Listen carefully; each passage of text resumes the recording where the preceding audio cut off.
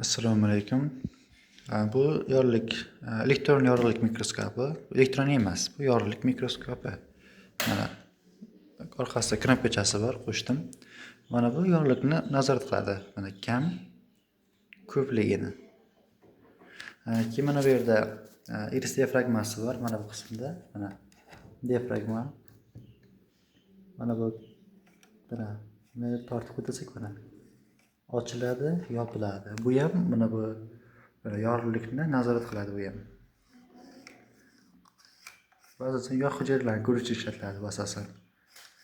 Yoki qayda bo'yalgan mahsulotlarni aniqroq ko'rish uchun, 3D o'lchamda ko'rish uchun yordam beradi o'sha pardacha. Keyin o'shani tushirib chiqaradigan mana bu yerda vintchasi bor mana. Mana pastga, tepaga, mana. Tepaga, pastga tushirib beradi. Mana bu buyum stolchasini mana bu harakatga keltiradi, tepaga pastga qilib mana. Mana bu mana tepaga pastga. Hozirgi kunda ko'p mikroskoplarda mana shu makromet va mikromet birlashtirib yasaladi, ya'ni birgalikda buraladi mana. Birgalikda va tez buraladi mana. Mana burasam makromet sekinroq buraladi mana. Sekin buraladi. Shunga o'xshab ta'sirini aniqligini shuncha aniq yaxshiroq qilsa bo'ladi. Keyin mana bu buyum solchasida oldinga, yonga harakat qilishga yordam beradi mana. Tepasidagi asosiy buyumni kichkinasi chapga o'ngga burishga yordam beradi. Mana bu aylanayotgan qism revolver deyiladi. Bunga obyektivlar birikadi. Mana bu 40, mana bu 100, immersion deyiladi mana. Yozib qo'yibdi 1.25 oil deb. Mana bu 10, eng kichkinasi. Bunda 10, 40, 100 ekan demak. Har xil bo'lishi mumkin. 25 ham bo'ladi. Misol uchun mikroskop har xil. Keyin aytayotgan nima joyi? Bu okulyar hamma biladigan joyi. Bu okulyar 10 marta kattalashtirar ekan mana. 10x 10 marta kattalashtiradi. Demak mana bu 10 bo'lsa, 10 kira 10 100 marta kattalashtirayotgan bo'ladi. Endi aytib o'tayotgan nima joyi bor? Ko'pchilik aytmaydigan joyi. Chunki ba'zilarda yo'q ham. Mana bu narsa. Mana bu shkala nima uchun qo'yilgan? Eng asosiy joydan bittasi mana shu. Qarang. Yetavergan bo'lsangiz, qarang. Mana bu chiziq. Mana bu 10 da turibdi, tekis turibdi, lekin mana bunda qarang, mana bir xil emas. Ya'ni bunda ham 10 ta katak bor, bunda ham 10 ta katak, lekin bittagina 1 mm farq qilyapti. Bu nima uchun? Bu xatolik deb o'ylashingiz mumkin. Yo'q, bu xatolik emas. Mana bu narsa non-use deyiladi. Mana shu narsa non-use. Ya'ni misol uchun mana buyum sochasini suraman, misol uchun mana. Surdim, to'g'rimi? Qancha burildi? Qancha masofaga surildi? Biz buni misol uchun 1 mm, 2 mm surildi deyishimiz mumkin, lekin mikroskop kattalashtirish jarayonku. O'shaning hisobiga misol uchun 0.1, 0.2, 0.3 mm surilishi mumkin. 0.8 mm, 1 mm deb o'ylaganimiz 0.9 bo'lishi mumkin. O'shanga qarab mikroskopda ko'rayotgan jismning kattaligini aniqlashimiz qiyin bo'ladi. O'shaning uchun mana shu shkala qo'yilgan. Mana qarang. O'sha mana bir tekis olib kela olaman. Mana bir tekis olib kela oldim. Mana suraman misol uchun mana. Ozgina surdim, to'g'rimi? Ozgina surganimdan keyin qarayman. Eng tekisi qaysi? Mana bu qarang. Hatto mana bu qimirlar ekan, xato bo'lib ketdi. Joyiga qaytaraman mana. Mana 1 mm turibdi, to'g'rimi? Mana. Ozgina suraman. Bu qancha surildi? Men mana bu shkaladan qarayman, qarang. O'ng tomondan boshlab sanayda qarang. Nechinchisi desam. Mana bu 4-inchisiga qarang. Mana 4-shkalaga qarang-da. Mana bu 0 dan keyin 4-shkalaga qarasangiz 30 bilan bir xil barobar uzoqlikda turibdi. Demak, 10 dan boshlab 10 tomondan sanasangiz 6 ta. Demak, jismimiz hozir 0.6 mm surildi. Ya'ni mana bu agar 1 mm surilishi uchun mana 1 mm surildi deydigan bo'lsak, mana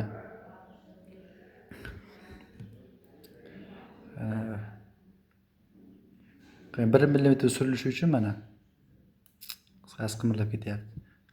Qisqasi non-use degan mavzu o'shani ko'rsangiz aniqroq qimirlab ketyapti, aniq ko'rsatib bo'lmayapti. Qisqasi mana shu, ya'ni 1 millimetr surilishi uchun mana 10 ta shkala ham ketma-ket o'tib chiqadi. Shuning hisobiga 10 millimetr hosil bo'ladi. Shunga qarab aniqlikni, jismning kattaligini aniqroq o'lchash mumkin. Ya'ni misol uchun mana bunga qarab turilib, mana suriladi-ku, o'sha qancha surilganini topsa bo'ladi. Misol uchun mana bu oddiy paxtani spirtga bilan qildim. Oddiyroq preparat endi kuchliroq, yaxshiroq preparat yaratishim imkoni bo'lmadi.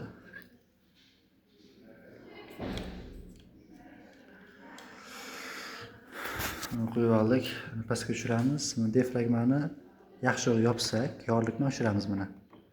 Bu nima uchun kerak? Ko'rib olasiz mana. Diafragmani yopdim to'liq. Bu bilan endi mana jism topib olaman mana. Yorug'likni o'sha jismga yo'naltiraman mana. Jismga yo'naltirdi mana. Ya'ni yorug'lik aynan o'sha nuqtaning o'rtasida turibdi. Demak, endi men bemalol yorug'likni pasaytiraman ozroq. Diafragmani ochib, yorug'likni pasaytiraman. Endi bu hozir qilgan ishim tochkani topib olish. Endi u yoqqa bu yoqqa qarash shart emas. Shunaqa oldindan qarab turaman, topsa bo'ladi.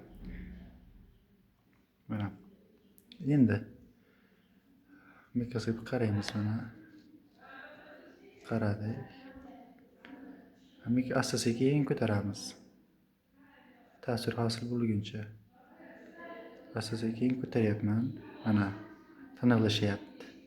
Mana tiniqlashdi, bo'ldi. Endi mikrovint bilan asta-sekin burib ko'raman mana. Qoplagich oyna yo'qda, shuning uchun 3 ta ko'rinishda paydo bo'lyapti mana. Ko'ryapsizmi? Endi diafragmani yopib ko'raman mana.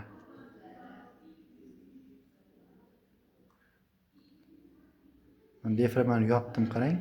Mana buni bir qarang. Mana. Diafragmani yopdim. Mana ochdim. Yopdim, ochdim. Mana farqini ko'rdingizmi? Erta diafragma uchun kerakligini. Mana ta'sirini 3 ta o'lchamiga berib, 6 papga biladi. Ya'ni chekkalari aniqroq ko'rinadi. Chekkalariga ham soya tushadi. Mana. Ko'rdingizmi? Endi 3 ta o'lchamda ko'rish uchun iris diafragmasi yaxshiroq. Bu 10 da tushirib ko'rilgan. Endi yana beam solchani pastga tushiramiz. 40 ga o'tkazamiz.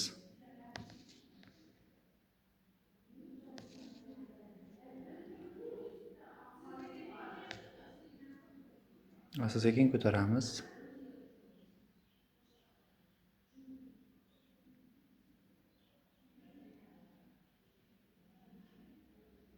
Mana. Mikrovint bilan aniqlashtirib olamiz. Mana tolani ko'ring. O'ta nozik tuzilmalar. Mana.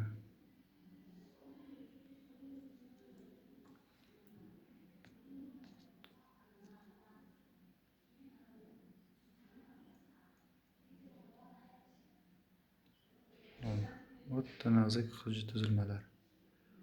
Birgina tolani shunday kattalikda ko'ryapmiz.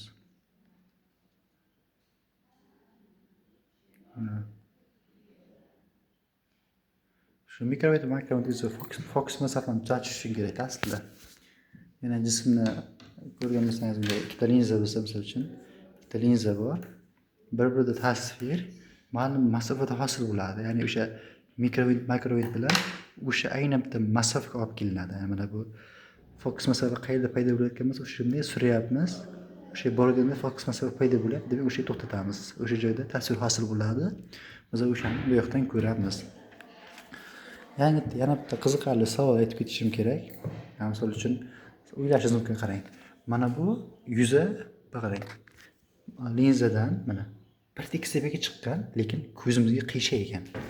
Tasavvur qiling, qanday qilib o'ylaysiz? Bu oddiy oyna bilan qo'yib qo'ysa ham bo'ladi, lekin bu mikroskopda oddiy oyna qo'yilmaydi. Oddiy oyna qo'yilgan taqdirda ham o'ylashingiz mumkin, nima uchun ikkita ko'z?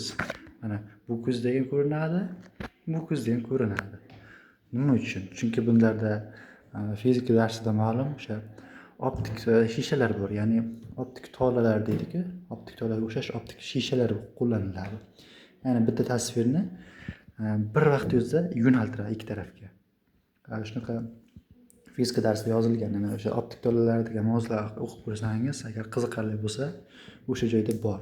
O'sha tasvirni bir tekisda yo'naltirib beradi, xuddi bunday egrilantirgandek, lekin egrilantirmaydi.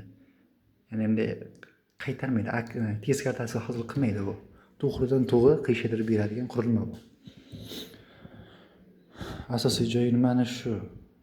Mikroskop ishlatish qiyin joyi yo'q. Mana bu 100 dur, mana 100.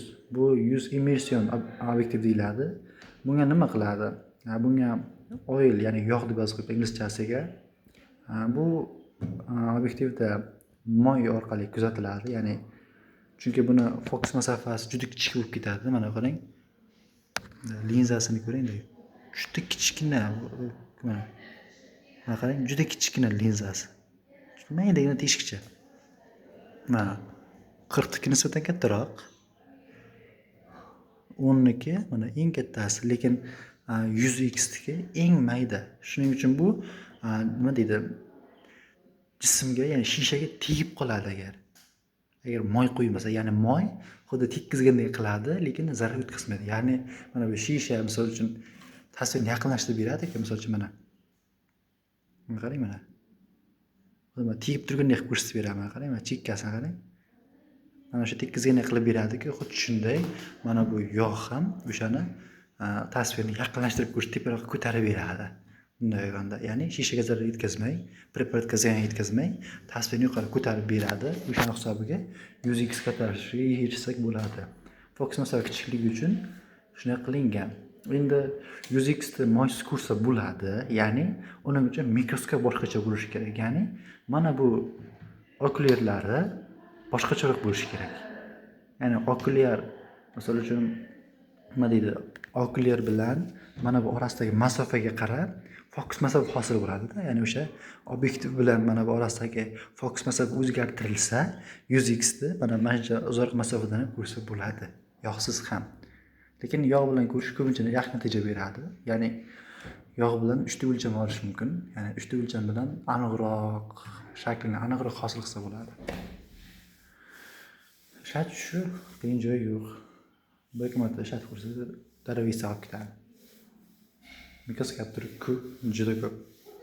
Immersion, polarizatlovchi, rentgen nurli, elektron, har xil turi ko'p.